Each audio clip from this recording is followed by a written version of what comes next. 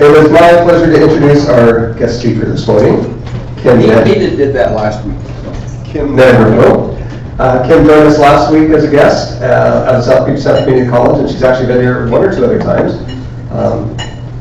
By the way, you know we're looking for members. Okay. All right. So, Kim, and I've got her bio here. This is going to be hard. It's not much light. Kim is the president of Balanced Being and founder of the Association for Integrated Healing, a charitable nonprofit corporation started in 2009. Kim has been serving this community since 2000, exclusively providing craniosacral therapy, you can correct me on any of these, and somato emotional release. Is that even close? Okay, good. Yeah. Since 2003, and works directly with the traumatic brain injury, post-traumatic stress, military, and their families, first responders, pediatric disability, cancer, end-of-life, and caregiving communities. Kim regularly donates her services at no charge to those in need who are either underinsured, non-insured, or when insurance does not cover treatments. Kim has been working since 2000 in craniosacral therapy and is one of approximately 300 diplomatic certified therapists in the country. Please welcome Kim Nedrow. I'm so grateful to be here. This is a little new for me, getting out in the community and doing the presentations. I've just pretty much had my nose to the grindstone for the last 24 years. So I appreciate your patience. We're grateful to be here today and share some information about what we're doing in the community and how it can affect all of us who have loved ones, first responders, veterans, people that are suffering from trauma. I am the president of the Balanced Being and the founder of the Association for Integrated Healing. And the focus for those, well, everybody suffers from trauma to some degree. It's all personal. It's all what it is for you in that moment with what's happening. And you'll see that a little bit later in the video.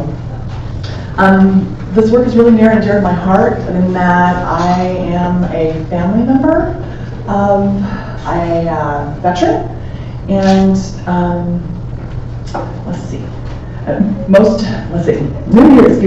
I have an immediate family member and many other family members that have served personally that I've witnessed the trauma for. I even have some uncles that worked in World War II and have worked with them through their process, and things change from that time as people grow older, as people move through life. They have different observations about those things. So to be with people through that process is, I don't take that lightly.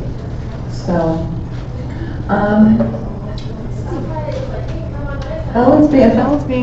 the Balanced Being, we heal from the inside out.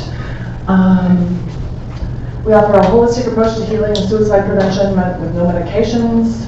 We treat pains, chronic diseases, anxiety, all of those things that people suffer from.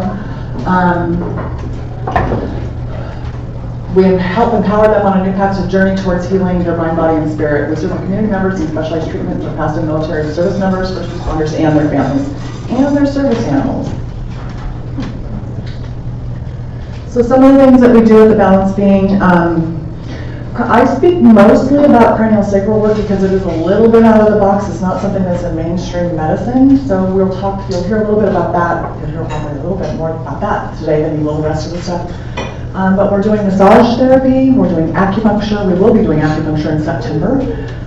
We're doing EMDR work, behavioral health.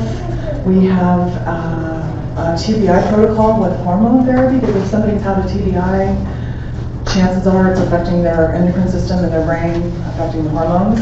Okay, what is TBI? Traumatic brain injury. And EMDR? Eye movement desensitization, yeah, that's a part of that mental health thing. It helps rewire the brain, connecting those two sides, so that trauma can sometimes process out. Helps, with trauma, post-traumatic stress, you got that. And the thing that we're doing now, we can do it with craniosacral work, but the Western medicine world doesn't really understand a lot about craniosacral work. But with the mental health piece on board now, we can actually talk about doing suicide prevention, anxiety, depression, and sleep. Any of those things that are happening in our body from a central nervous system standpoint, the craniosacral system can tap into. Cranium, sacrum, spinal cord, spinal nerves, that innervates your whole body. So if somebody's had a traumatic situation, the central nervous system, the fight, flight, or freeze response that some of you may be familiar with, we can help that process through the body. It gets stuck in the tissue, typically. It can affect the brain, but the body also affects the brain, and when we can connect those two and process that, things can really start to change.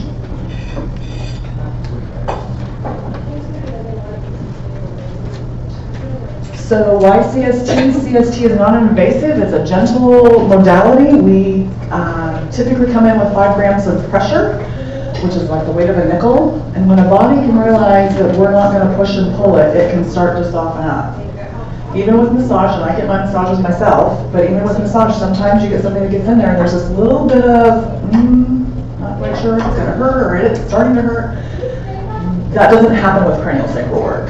So the body can actually start to soften up when we get into those deeper levels. We are, our bodies are like layers of an onion. One trauma after another gets stuck in the tissue. We don't use pharmaceuticals. And it can affect every aspect of your life, and it allows the body to heal itself. So we can treat most anything. Well, we can treat anything, and the body will respond with what it needs to have happen. And there's a book called The Body Keeps the Score. I'm guessing some of you are familiar with that, and that talks about what I'm just talking about now. The body keeps that score. The brain can rationalize and justify and make sense of things, but the trauma can get stuck in the tissue, and the body just holds on to it and protects us, which I think is a really lovely thing. But when we start compiling those things, it can be an issue for the body. So this is a little 5-minute video of what the 4 of our veterans experienced. I think that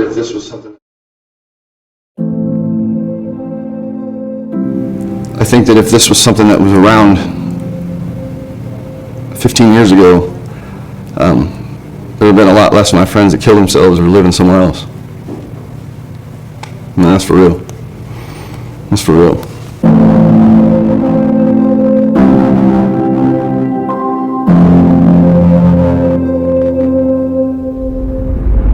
I was an infantryman. I was wounded in combat twice.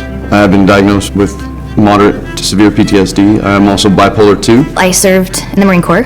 I'm 90% disabled. A lot of broken bones, dislocated my neck on a parachute, night jump. I joined the military right out of high school. Got medically retired after 3 years because I started having seizures. My PTSD also was a big contributor in that. My hips were messed up and I had a lot of joint problems. A lot of time and exposure to Agent Orange. I got the Parkinson's and diabetes as well. My pancreas is non-functional. My Parkinson's is one of the things that I've gotten some really good treatment from. The cranial helps it? Yes, it does. Craniosacral therapy deals with the central nervous system. When we've had traumas in our bodies tend to store them. And those can be physical traumas, emotional traumas. And when we can tap into those parts of your body and support your body's natural ability to heal and let go of those, bodies can start to function on a more normal basis. The best way I can describe it, going in there feeling like a washcloth that was just wrung real tight, but the water won't come out. It lets that water out and then also undoes that washcloth. It is the subtlety of the central nervous system that we're accessing. They put their hands under your neck and usually under your low back and hold it for a while, and you'll start to feel your muscles. You can feel it coming out. It's not an invasive treatment. It's you're absolutely in control, 100%. Combat changes people from the inside out. And I think cranial will fix you from the inside out. For us, it's a matter of not having an expectation of what healing looks like. It's being able to meet that person where they're at with whatever's coming up for them in any given moment. Sometimes there's an emotional component that comes up. That can look different. There can be words attached to that. There can be physical movement as the trauma comes and processes through and out. I've been through many different types of treatments, from sitting on a couch with a shrink to EMDR, lots of different types of drugs. Cranio's that silent one that comes out of nowhere that realizes, oh crap, this is really working. My pain levels have dropped. My range of motion has increased. They've put me on pain meds, gabapentin, Topamax. I've tried all of the anxiety medications, every single one of them. I've done all the therapies. I've done regular counseling, and that didn't help. And I feel like craniosacral work is kind of an all-in-one. It helps with my anxiety, and it helps with like pain levels. The VA needs to put this into a mainstream type therapy. The hurdle is navigating the VA system. You get one set of 10 sessions, and then that's it. Like 10 sessions is just starting. You just start to break away all of those things. I had a series of treatments, 9 or 10. Then VA discontinued my treatment until I could explain or show how it was helpful to me. But it was pretty easy to do during the break time, because when I stopped doing it, I really noticed a difference. It's been a while because I don't have any more sessions, and I can feel everything just going like this again. It's just getting all tight, and my whole side's, going in, and my sleeping's not as good as it was. I can think of a few of my friends that are now probably living on the streets if they're not dead as a vet, because no other therapy worked. And the military doesn't believe in anything that you can't see. Medicate, medicate, medicate, medicate. Craniosacral is under the massage benefit of the Veterans Affairs. Massage is great, and vets love it, but the piece that needs to be looked at is the craniosacral piece. We have a clinic up and running and ready to go. It helps in every aspect of my life. It's needed. It should be offered to everybody. It should be mandatory, in my opinion. This type of therapy is honestly the best in 20 years that I've had. I think that's why more money needs to be funneled into this type of therapy. They're healing, they're getting better, they're back into their communities, they're back into their families. People look at me like I'm crazy, but it's true and it works, so. This type of therapy for anyone who's experienced trauma it's needed. I'm dealing with things better. I don't have to stay away from crowds. I don't have to stay away from the things that triggered me before, because my body from the inside out is working those triggers out. The treatment is amazing, and it's better than popping any pill. That's for sure.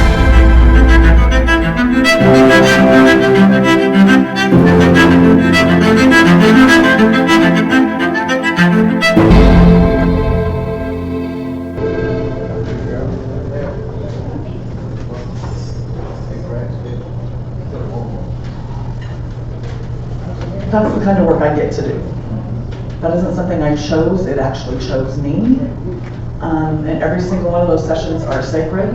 Those are 5 to 10 minute sessions that we did. That video was done over 2 days. They volunteered to get on the table, and they'd all been treated before, but they could drop into that space, that healing space. And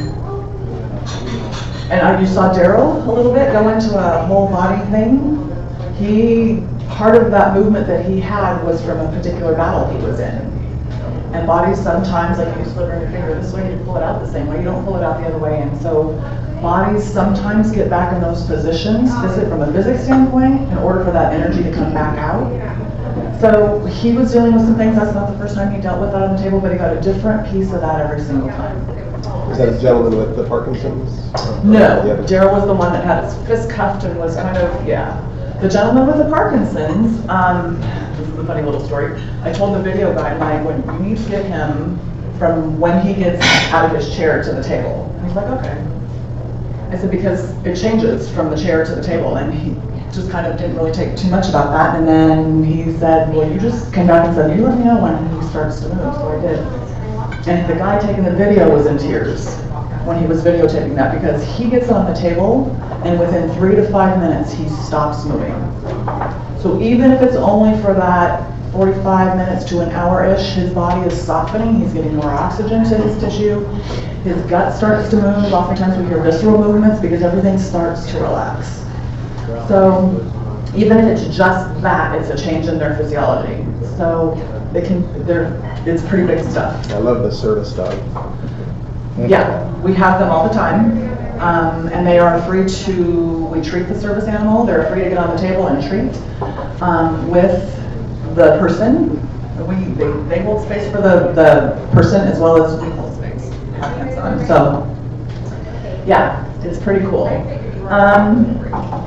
Let's see here. I have done, actually, I want to back up just a tad. I did work with the University of Washington Education and Rehab Division for 7 years. We've done some stuff with the Washington State Traumatic Brain Injury Council for 7 years. The Lewis Mason Thurston Area Agency on Aging, helping some of the loved ones of people with Alzheimer's and dementia learn how to be in a different space, because then their loved ones are in a different space as well. So we can help calm their bodies, their alarm system, their central nervous system, and their loved ones. We oftentimes think that's just the way they are, and yes, and we can also help them be able to take a deeper breath and relax so the tissue in the body can start to recoup in some way. I founded the Association for Integrated Healing in 2009 because the services that we were providing were not covered by the VA and most of the other insurance, in particular the craniosacral work, and now they're starting to be, but it's really intermittent. We have veterans that it takes over a year for them to get to us, and it's a simple community referral, you know, and if they're not having to take medications and go through that whole process, why are they not doing that? So I have yet to turn anybody down into the nonprofit. I would rather them come straight to us than have to get traumatized again by going back through the system. So if you have any loved ones that would be interested in having a conversation or finding out a little bit more, please send them our way. We are looking at partnering up with people like you folks, you know, in the community we all have somebody that has suffered from trauma, and so if you have any questions, please let us know. Kim, I'm puzzled about the money. If just a regular person, not a vet, their insurance doesn't cover this, what would you charge for a normal visit? So because for craniosacral therapy, it's $175. The two advanced people that are doing that have been doing this over 30 years. Okay. We're So doing $175 per visit, and then you prefer 10 visits to. I don't have a schedule for that. The programs that we're offering through the nonprofit do have, you know, a 3-month program or a 6-month program or a 12-month program. I like people to get in their body. It's not a regimen. You have to be here every week. It's not that. I try to get people to start to connect, and then you pay attention to what's happening, so you know, yeah, it's probably a week I started feeling, you know, and I started feeling backsliding a little bit or getting back to myself. I felt good for a week. So maybe at 5 days you need to come in. Or I felt good for 3 or 4 weeks. So at 2 weeks, right? So it's really learning that process for your body and for healing. And as a nonprofit, how are you funded? By grants and donations by the community. Yeah. So and last year, you know, like I said earlier, I had my nose to the grindstone. Last year was the first year we actually were pretty much fully funded. At one point, we were serving 40-ish veterans a week. We're not back there yet because since COVID. So we have enough to serve to build we could probably take another 15 people a week. Yeah. Okay.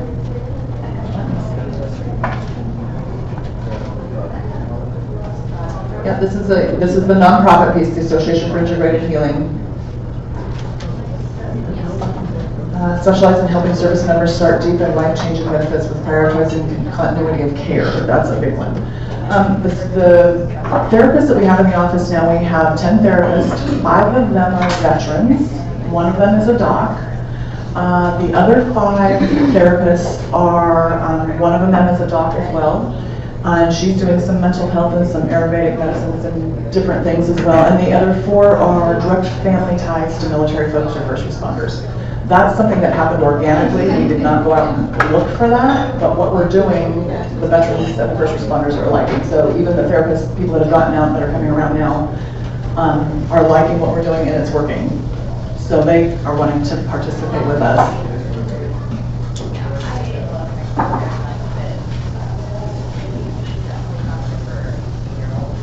Mission and vision, to fund a passive healing for military members, first responders and their families through personal grants. Again, I talk primarily about craniosacral therapy because it is out of the box.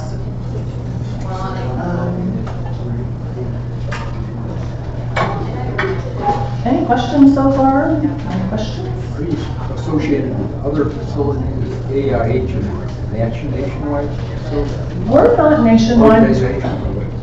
It's not. That is something that we're local here. Now, my history has been, I have traveled around the country,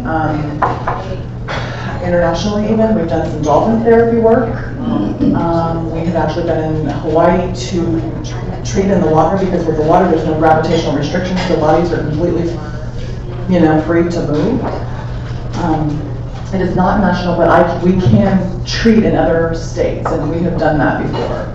So if we've got a group of people that you know somewhere else, we will pack up a team and go do a 3-day program for them. And those programs are typically all day, 9 to 4-ish. We have a little briefing in the morning, and then each client gets on the table for the day, and they'll have multiple therapists doing multiple things as the body calls for. It's really about calling what the body calls for.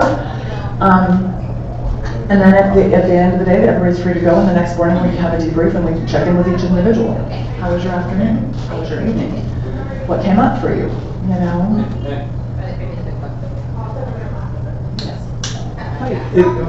It would be easy to watch the video and assume that what you're doing is a physical manipulation to provide the relief. It strikes me that there's much more to it than that. So for example, you were talking with the person while you were doing it. So kind of a two-faced question. How do you get trained to do that? And is it something that you learn by doing as opposed to learning in a classroom, if you will? And the other component would be, so you're married to the veteran who's having this problem. You observe that this is really helpful. Can you teach the spouse to do some of these interventions that you're doing? Yes, to some degree, and that's what I do with the Alzheimer's group. We're teaching the unpaid caregivers how to do that at a very basic level. But it's just like if I say something about taking a deep breath, chances are half the people in here are going to go, right? So it's being able, yes, we tap in, there is a physicalness to it. Typically with that 5 grams of pressure, I start at your feet, feeling your body's roadmap. Sometimes, depending on what's been happening, when we've had trauma, that gets stuck. The body doesn't typically, we call it the craniosacral rhythm, doesn't typically move evenly and symmetrically. We can tap into that, and at some point, the body may call for more pressure. I have a gentleman who was blown up by an IED. I sometimes have my elbow into his lower pelvic floor because the force of that trauma pulls me in, that physics piece pulls me in. I'm like, sometimes, I'm usually pretty good about staying right at that pressure that the body's calling for, but if it's really deep, I would say, how are you doing with that? He's like, would you push more? Right? So because he's just in this process of trying to get into how far that blast came into his body. And when he gets to that spot, all of a sudden it's like, okay. So the video, it looks like there were 2 therapists? Yes. Is that typical? Not on a regular daily basis, but sometimes during the programs that we do, yes. And it really amps things up. And we do, I've scheduled a client that I had yesterday for a double therapy for in a couple weeks. We also have another therapist, another client I have, they're having a baby. The baby's got some issues, so we're bringing mom and dad in on 2 tables that we're going to push together and have a couple therapists connect with baby and stuff like that so that they can. Energy follows thought. I know I'm getting a little woo-woo here, but energy does follow thought. How many times have you picked up the phone and somebody's calling and it's the person you were just thinking about? Right? So there is something to that, and they're proving that by science right now, but it's connecting. Yeah. Yeah. So to kind of go back to what Randy said, so is there a craniosacral therapy school? Yes, there is. Training program? Yes. I'm trained through the Upledger Institute. They do currently have a curriculum that you can, they're 4-day classes, but there's many of them, and you can go as far as you want. And I have done some of that for the lay person to just be how you move about in the family or how you move about in the world. That you can get a certification after a technique certification at some point. Typically it's for people that have a license to touch. Dentists, chiropractors, MDs, all of that, PTs.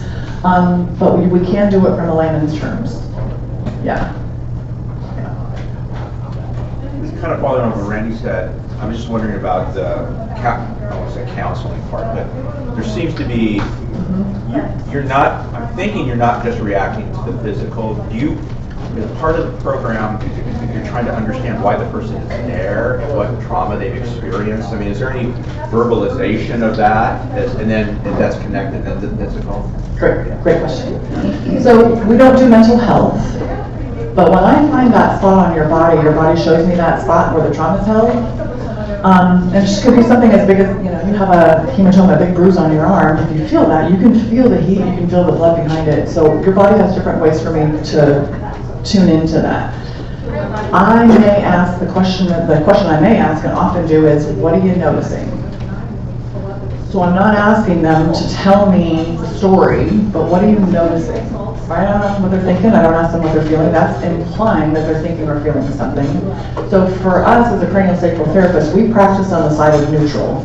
Get out of the way and let the body do the healing, but we are engaging the tissue and the body will tell the story. That's the book, Body Keeps the Score. And then, well, I'm feeling this down in my belly. Okay, is that familiar? Yeah, that reminds me of, right? So we ask questions based on what's coming up from them. And we can feel into the body, you know, if somebody were to scare somebody, right, that diaphragm gets sucked up, we're feeling for that kind of spot, then we know it's significant. Right? If your body's doing this, I'm going, what is that? I mean, I don't ask it like that, but there's something there. So we help them drop down in, out of their brain, into their body, and then they start to navigate that. They can talk, they don't have to talk, and I'm pretty good at not pushing that. I mean, if I ask a question, they don't respond, it's clearly not time for them to respond, but their body is still processing. That's the beauty of the work. We have time for one or two more questions. Yes, sir. So it looked like when you see someone who's got a movement disorder, they're on the table, and after a period of time, the movement disorder seems calm. That doesn't sound like a cure though, because they go home and it comes back and they come back to see you. Do you have a sense that over time you get a net improvement? Yes, Okay. Absolutely. Okay. But like I said, they get going, you know, 8-10 sessions and then they get cut off. So yes, things can start to come back. Typically they don't come back to the degree they were before we started, Okay. but that's the continuity of care. Yep. And we don't have that in our world today. You go get a pill and then you go get surgery and you're done. PT maybe, if you're lucky. Yeah. So if you have any questions, please feel free to reach out. I'd love to talk to you and share a little bit more. Come see what we're doing. And if anybody that intrigues anybody, my professional courtesy, and I will offer to all of you because you guys have a community outreach, is just come in and have a couple sessions on me. So that, because I've been asked for a very long time to, you gotta come up with a 3-minute elevator pitch, and there really isn't. There's no words for what we're doing. So it's an experience in your own body. So thank you very much for your time. Thank you very much.